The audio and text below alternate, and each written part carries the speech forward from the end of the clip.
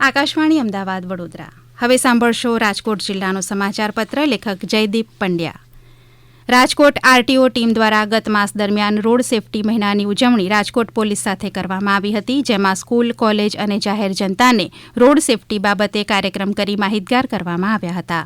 આ સાથે વાહન અકસ્માતમાં ગંભીર રીતે ઘાયલ લોકોને હોસ્પિટલ પહોંચાડવા પ્રેરણા પૂરી પાડતા ગુડ સમ રિટર્ન, હિટ અને રન યોજના સમજાવવામાં આવી હતી. આરટીઓ અને ટ્રાફિક પોલીસ દ્વારા જુદી જુદી શાળા અને કોલેજના મળીને કુલ 21,790 લોકોને રોડ સેફટી બાબતે જનજાગૃતિ અર્થે માહિતગાર કરાયા હતા. આ ઉપરાંત પ્રાદેશિક વાહન વ્યવહાર કચેરી રાજકોટ દ્વારા ભયજનક રીતે વાહન ચલાવવું, helmet, seat belt, overload, white light, LED, overspeed, PUC, fitness, driving licence સહિતની ચેકિંગ કામગીરી હાથ ધરી નિયમ ભંગ બદલ 914 કેસ કરવામાં આવ્યા હતા. રાજકોટ સિવિલ પ્રતિ વર્ષ અનેક વિક્રમો સ્થાપી રહી છે, જેમાં વર્ષ 2024માં 10 લાખથી વધુની ઓપીડી સારવાર સાથે 1 લાખથી વધુ દર્દીઓને ઇન્ડોર સારવાર પૂરી પાડી લાઇફલાઇન સાબિત થઈ છે, જેમાં જરૂરી 50,000થી વધુ નાની મોટી સર્જરી પણ કરવામાં આવી હતી. Indian National Trust for Art and Cultural હેરિટેજના રાજકોટ ચેપ્ટરે જિલ્લા વહીવટીતંત્રના સહયોગથી વિદ્યાર્થીઓમાં સાંસ્કૃતિક વારસાની જાગૃતિ વધારવા માટેનું વારસો શિક્ષણ અભિયાન શરૂ કર્યું છે. આ અભિયાનના ભાગરૂપે Watson museum, Lang library, Mahatma Gandhi museum અને કબા ગાંધીનો ડેલો જેવા વારસાના સ્થળોની મુલાકાત સામેલ છે, જે વિદ્યાર્થીઓને ઇતિહાસ અને સંસ્કૃતિ સાથે સાયુજ્ય સાધવામાં મદદરૂપ થશે. રાજકોટ જિલ્લામાં ખાણકામ પ્રભાવિત વિસ્તારની મહિલાઓ માટે રોજગારની તકો નિર્માણ કરવા જિલ્લા કલેક્ટર પ્રભવ જોશીના માર્ગદર્શન હેઠળ નેશનલ રૂરલ લાઇવલીહુડ મિશન અને ડિસ્ટ્રિક્ટ મિનરલ ફાઉન્ડેશન અંતર્ગત પાયલોટ ધોરણે સખી સ્વાભિમાન પ્રોજેક્ટ હાથ ધરવામાં આવ્યો છે, જે અંતર્ગત ખાણકામ પ્રભાવિત 108 ગામની મહિલાઓને 90 દિવસ સુધી ઇન્ડિયન રેડક્રોસ સોસાયટી ખાતે રોજગારલક્ષી નર્સિંગ આસિસ્ટન્ટની તાલીમ આપવામાં આવી રહી છે. રાજ્ય સરકાર દ્વારા સમાજમાં મહિલાના આર્થિક અને સામાજિક ઉત્થાનના હેતુસર પરિણામલક્ષી પગલાઓ લેવામાં આવ્યા છે.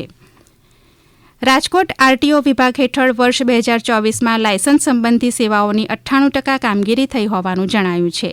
આરટીઓ દ્વારા નવા વાહનના રજીસ્ટ્રેશન પ્રક્રિયા અંતર્ગત ટ્રાન્સપોર્ટ કેટેગરીમાં રિક્ષા, કાર, ટેક્સી, મેક્સી, ટ્રેક્ટર, બસ, એમ્બ્યુલન્સ સહિત 10,498, જ્યારે નોન ટ્રાન્સપોર્ટ કેટેગરીમાં હાર્વેસ્ટર, ટ્રેલર, ક્રેન, ટ્રેક્ટર સહિત 99,738 વ્હીકલના રજીસ્ટ્રેશન કરવામાં આવ્યા છે.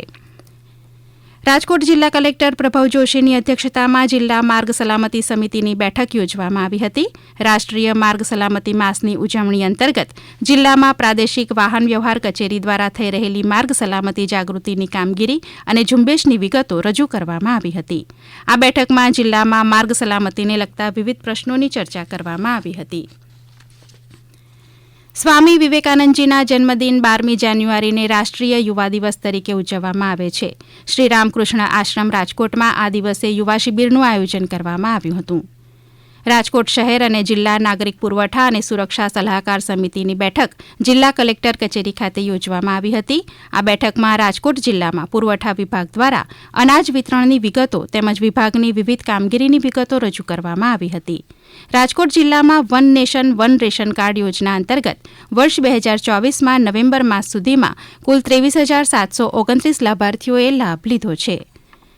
એરપોર્ટ સિક્યુરિટી ગ્રુપ રાજકોટ ખાતે ડેપ્યુટી કમાન્ડન્ટ અમનદીપ સિરવસવાના અધ્યક્ષસ્થાને દેશ કા પ્રકૃતિ પરીક્ષણ અભિયાન અન્વયે સેનાકર્મીઓનું આયુર્વેદિક શરીર વિશ્લેષણ કરવામાં આવ્યું હતું, જેમાં રાજકોટ ખાતે પંડિત દીનદયાળ ઉપાધ્યાય સરકારી મેડિકલ કોલેજના ડોક્ટરો દ્વારા 135 CISFના કર્મયોગીઓની પ્રકૃતિ પ્રશિક્ષણ એપ્લિકેશનનો ઉપયોગ કરીને તેઓની શારીરિક પ્રકૃતિનું સંપૂર્ણ મૂલ્યાંકન કરવામાં આવ્યું હતું.